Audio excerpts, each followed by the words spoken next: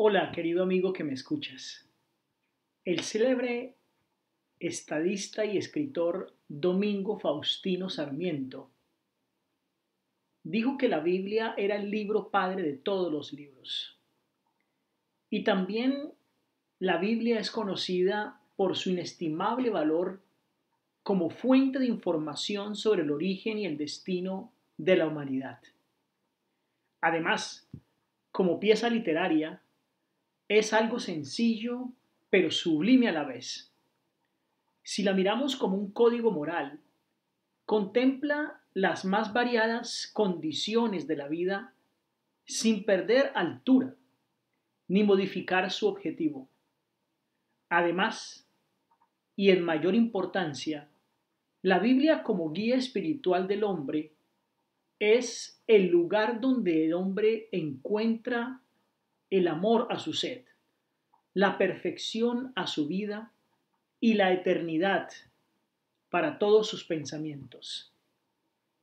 Dice Mateo el capítulo 21 y el versículo 42, Jesús les dijo, ¿nunca leísteis en las Escrituras, la piedra que desecharon los edificadores ha venido a ser cabeza del ángulo? En este texto encontramos que nuestro Señor Jesucristo se refirió a los escritos del Antiguo Testamento que existían en su época como los escritos sagrados o las escrituras. Pero también en Lucas 8:21 encontramos otro título que se le da a la revelación de Dios. Dice el texto, él entonces respondiendo les dijo, mi madre y mis hermanos son los que oyen la palabra de Dios y la hacen. Aquí encontramos otro título para la Biblia, palabra de Dios, así como el anterior, las escrituras. Por lo tanto, es interesante notar que la Biblia o la palabra Biblia no aparece en la Biblia misma, sino que proviene del latín Biblia, que viene a su vez del griego Biblia, que significa libros.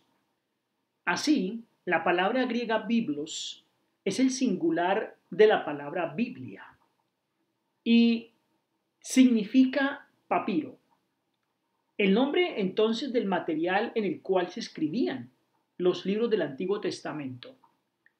Los griegos llamaban biblos a este material, o sea, el papiro, porque lo conseguían en el puerto fenicio llamado justamente Biblos. La Biblia tiene 66 libros y fueron escritos por 35 a 40 hombres a lo largo de un periodo de más de 1500 años.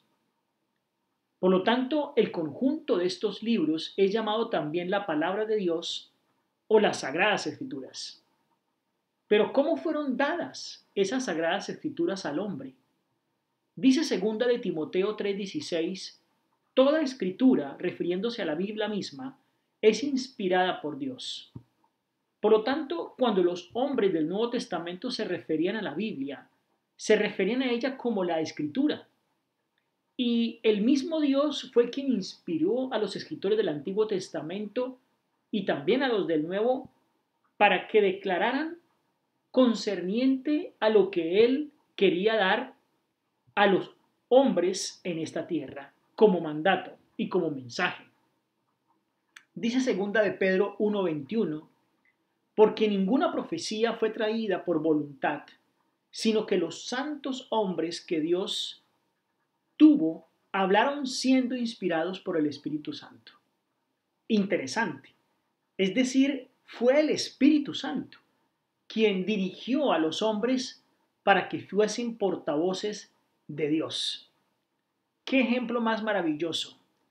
Y justamente San Pedro nos dice en Hechos el capítulo 1 y el versículo 16, varones hermanos, era necesario que se cumpliese la escritura en que el Espíritu Santo habló antes por boca de David acerca de Judas, que fue guía de los que prendieron a Jesús.